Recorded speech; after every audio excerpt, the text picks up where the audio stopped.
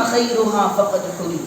யாருக்கு அந்த மாதத்தினுடைய நலவுகள் எல்லாம் தடையாக்கப்பட்டு விட்டதோ, ஹராமாக்கப்பட்டு விட்டதோ, அவருக்கு அத்துணை நலவுகளும் ஹராமாக்கப்பட்டு விடும் என்று பெருமானார் ஸல்லல்லாஹு அலைஹி வஸல்லம் அன்னவர்கள் சொன்னார்கள் என்றால், அந்த மாதத்தில் நலவுகள் மட்டுமே நிறைந்திருக்கின்ற மாதம். அந்த மாதத்தை நாம் எப்படி வரவேற்க வேண்டும்? நலவான காரியங்கள் செய்வதன் மூலம், நன்மையான அமல்கள் செய்வதன் மூலம் அந்த ரமலானை வரவேற்க வேண்டும். வரவேற்பது என்பது வருக வருக என்கிற வார்த்தையை மட்டும் சொல்வதல்ல.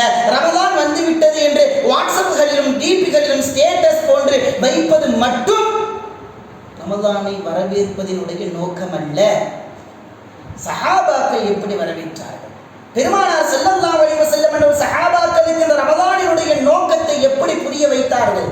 மன் ஹுரிம கைருஹா ஃபகத் ஹுரிம். யாருக்கு அந்த ரமலானில் நலவுகள் தடையாக்கப்பட்டு விட்டதோ, ஹராமாக்கப்பட்டு விட்டதோ, அவருக்கு எல்லாம் ஹராமாக்கப்பட்டு விடும் என்று பெருமானார் ஸல்லல்லாஹு அலைஹி வஸல்லம் அவர்கள் ஒரு எச்சரிக்கையை மிக இலைமறை காயாக அல்ல, தெள்ள தெளிவாக சொல்லி இருக்கிறார்கள் என்றால், கண்ணியத்திற்குரியவர்கள், ரமலானை பெருமானார் எப்படி வரவேற்றார்கள்? வரவேற்பதனுடைய நோக்கம் என்ன?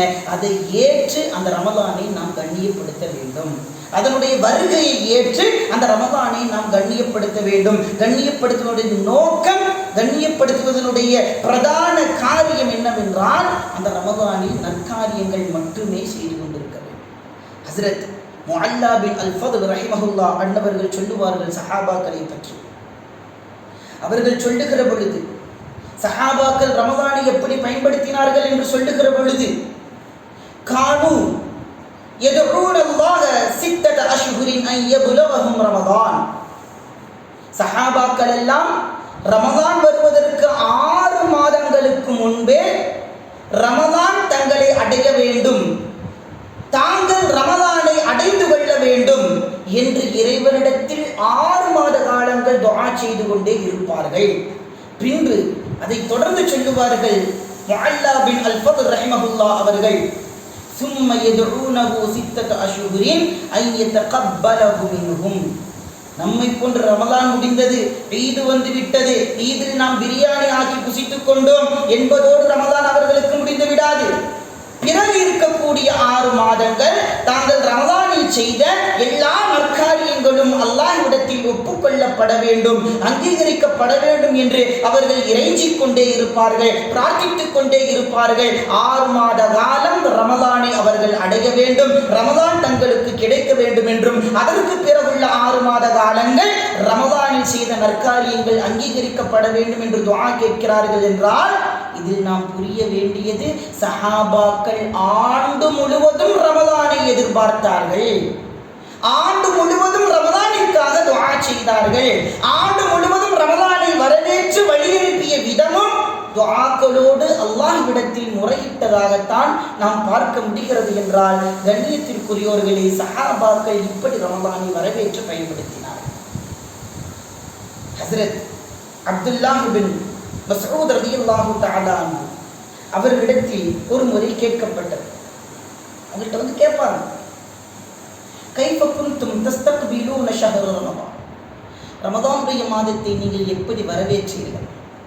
கேட்க வேண்டியவர்கள் அவர்கள்தான். பெருமானாரோடு இருந்தவர்கள் தானே அவர்கள், பெருமானாரை பார்த்தவர்கள் தானே அவர்கள், பெருமானாரோடு பழகியவர்கள் தானே அவர்கள். பெருமானாரை பார்த்து பழகி பெருமானார் எதை சொன்னாலும் எதை செய்தாலும் தன்னுடைய வாழ்க்கையின் சித்தாந்தமாக எடுத்து நடந்தவர்கள் சஹாபாக்கள். மற்ற சரியான ஆள் கிட்ட போய் கேட்டாங்க.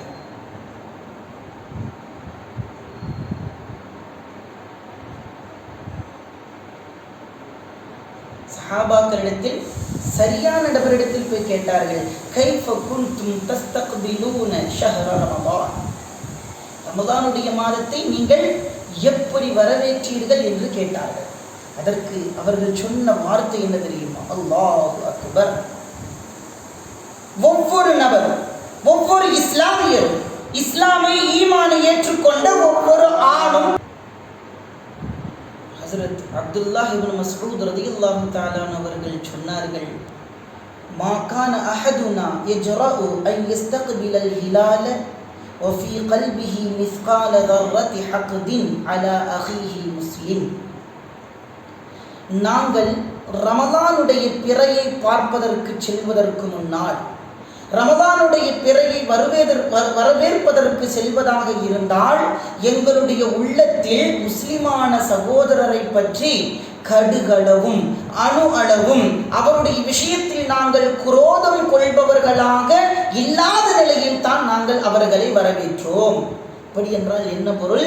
ரமலான் வருகிற பொழுது ஒருவருக்கொருவர் ஏதேனும் பிணக்குகளோடு இருந்தால், சங்கடங்களோடு இருந்தால், அவர்கள் விஷயத்தில் இவர் தவறாக புரிந்திருந்தால், அல்லது தங்களை பிறர் தவறாக புரிந்திருந்தால், அவர்களுடைய விஷயத்தில் குரோதம் இல்லாமல், பொறாமை குணம் இல்லாமல், காழ்ப்புணர்ச்சி இல்லாமல் ரமலானை நாங்கள் வரவேற்றோம். அது போன்றதொரு நிலை எங்களுடைய மனதில் இருந்தால் நாங்கள் அதை சரி செய்து கொண்டுதான் ரமலானை வரவேற்றோம் என்று ஹஸரத் அப்துல்லாஹ் இப்னு மஸ்ஊத் ரலியல்லாஹு தஆலா அவர்கள் சொல்லுகிறார்கள். என்றால் ரமலானினுடைய வரவேற்பு என்பது நம்முடைய உள்ளம் பரிசுத்தமாக இருக்க வேண்டும். பிறரை பற்றி எண்ணுகிற எண்ணம் நன்மையாக இருக்க வேண்டும், நலவாக இருக்க வேண்டும். யாரையும் தவறாக புரிந்து கொண்டோ தவறான எண்ணத்தில் நாம் அந்த ரமலானை நாம் கடப்போமே என்றால் நிச்சயம் அந்த ரமலான் நமக்கு முழு பயன் தரக்கூடியதாக அமையும் என்பதில் சற்று சந்தேகம் இருக்கிறது என்பதை நாம் புரிந்து கொள்ள வேண்டும். கண்ணியத்திற்குரியவர்கள், இதுவெல்லாம் சஹாபாக்களுடைய வரவேற்பு ரமலானுடைய விஷயம். நிறைவாக ரமலானுடைய மாண்பை புரிந்து கொள்வதற்கு நிறைவாக ஒரே ஒரு தகவலை சொல்லி நான் முடித்துக் கொள்வேன். அன்பான நேயர்களே, இஸ்லாமிய சொந்தங்கள், ஹஸரத் தொல்ஹத் இப்னு உபைதுல்லாஹ் ரலியல்லாஹு தஆலா அன்ஹு அவர்கள் ஒரு முறை கனவு காணுவார். கனவுல 2 தங்களுடைய தோழர்களை பார்ப்பாங்க. அதுல ஒருத்தர் போரில் ஷஹீதாக்கப்பட்டவர், போரில் கொல்லப்பட்ட ஒரு சஹாபி.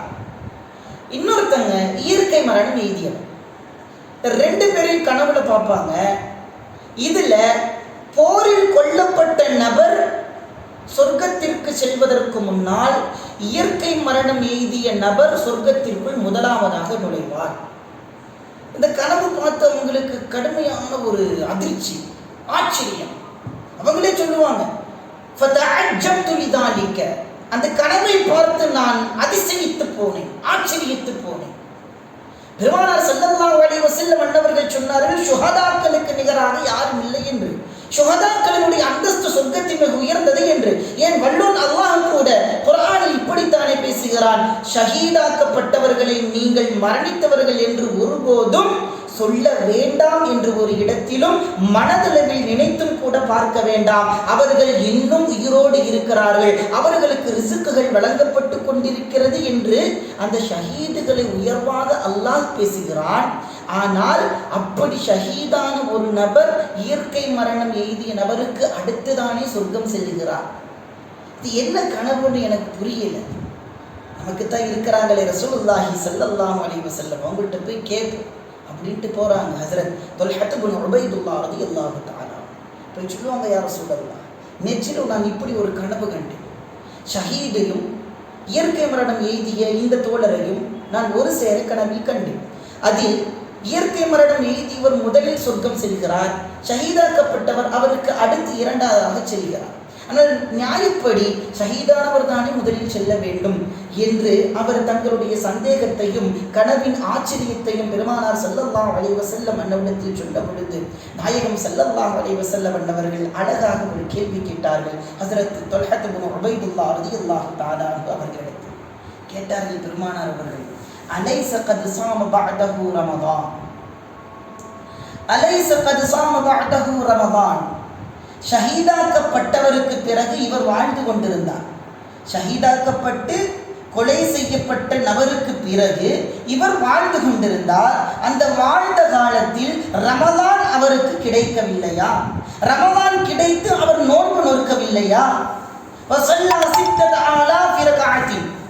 6000 ரகாத்துகள் அவர்கள் தொழுதிருக்க மாட்டாரா என்று பெருமானார் ஸல்லல்லாஹு அலைஹி வஸல்லம் அன்னவர்கள் அவர் வாழ்ந்த அந்த காலத்தினுடைய நன்மையான காரியங்களை மீண்டும் மீண்டும் அடுக்கிக் கொண்டே செல்லுகிறார்கள். அதில் அவர்கள் உணர்ந்து கொண்டார்கள், ரமலான் கிடைக்க பெறுவது என்பது மாபெரும் பாக்கியம். பெருமானார் ஸல்லல்லாஹு அலைஹி வஸல்லம் அன்னவர்கள் கேட்ட முதல் கேள்வி, அலைஸ கத் ஸாம பஅதஹு ரமதான். அவருடைய மரணத்திற்கு பிறகு இவர் வாழ்ந்து அந்த ஒரு ரமலானை முழுமையாக இவர் அடையவில்லையா? அடைந்து அந்த ரமலானில் இவர் நோன்பு நோக்கவில்லையா? இப்படியெல்லாம் இந்த நன்மை கிடைத்ததற்கு பிறகு அவர் எப்படி சொர்க்கத்திற்கு முதலாவதாக செல்லாமல் இருக்க முடியும்? எனவே கண்ணியத்திற்குரியவர்களே, ஹதீசுகளிலும் குர்ஆனிலும் ஷஹீதுகளினுடைய போரில் கொல்லப்பட்டவர்களினுடைய அந்தஸ்துகளை உயர்ந்ததாக பேசுகிற அதே ஹதீஸ் தான் நாயகம் ஸல்லல்லாஹு அலைஹி வஸல்லம் அவர்கள் நம் போன்ற இந்த ரமலானுடைய மாண்பை முழுமையாக புரியாமல் இருக்கின்ற நம் போன்ற சராசரி மனிதர்களுக்கு ஒரு பாடம் கொடுப்பதற்காகத்தான் இது போன்றது ஒரு கனவையும் அல்லாஹ் ஏற்படுத்தி அதன் விளக்கத்தை பெருமானாரிடத்தில் பெற வேண்டும் என்று அவர்கள் சொல்லுகிற ஒரு பாடம். ரமலானுடைய மாதம் யாருக்கு கிடைக்கிறதோ, கிடைத்து அதை சரியாக பயன்படுத்தி கொண்டார்களோ அவர்கள் மிகச் சிறந்தவர்கள், எல்லோரையும் விட சுவனத்தில் உயர்ந்த அந்தஸ்தில் அவர்கள் வாழ முடியும் என்று பெருமானார் ஸல்லல்லாஹு அலைஹி வஸல்லம் அவர்கள் சொல்லுகிறார்கள் என்றால், கண்ணியத்திற்கும் பெருமதிப்பிற்கும் உரிய இஸ்லாமிய உறவுகளே, அன்பான சொந்தங்களே, இந்த ரமலானுடைய மாதம் நம்மை அடைந்திருக்கிறது. இந்த ரமலானை நாம் எப்படி வரவேற்க வேண்டும்? முதலில் அல்லாஹ் வரவேற்பது போன்று நாம் குர்ஆனோடு தொடர்பு அதிகப்படுத்திக் கொள்ள வேண்டும். பெருமானார் ஸல்லல்லாஹு அலைஹி வஸல்லம் அவர்கள் ரமலானில் ஆரோக்கியத்தோடு அமல்கள் செய்வதற்காக துஆ கேட்டார்கள். அந்த துஆவில் நாம் ஈடுபட வேண்டும். எல்லாவற்றிற்கும் மேலாக நாம் ரமலானுடைய மாதத்திற்கு முன்பாகவே நாம் நம் மனதை தூய்மைப்படுத்திக் கொள்ள வேண்டும். பிறரை பற்றி தவறான எண்ணங்கள், பொறாமைகள், குரோதங்கள், காழ்ப்புணர்ச்சிகள் அத்தனையும் கழுவி எடுத்து விட வேண்டும். இந்த ரமலான் நமக்கு கிடைத்தது அருபெரும் பாக்கியம், மிகப்பெரிய ஒரு சொத்து நமக்கு இந்த ரமலான். மற்ற மாதங்களை விட இந்த ரமலான் என்பது அல்லாஹ் நமக்கு வழங்கிய மாபெரும் பாக்கியம். இந்த பாக்கியத்தை நாம் தவற விடுவோமே என்றால் நம்மை விட துர்பாகியசாலிகள் வேறு யாரும் இருக்க முடியாது. அல்லாஹ் பாதுகாக்க வேண்டும்.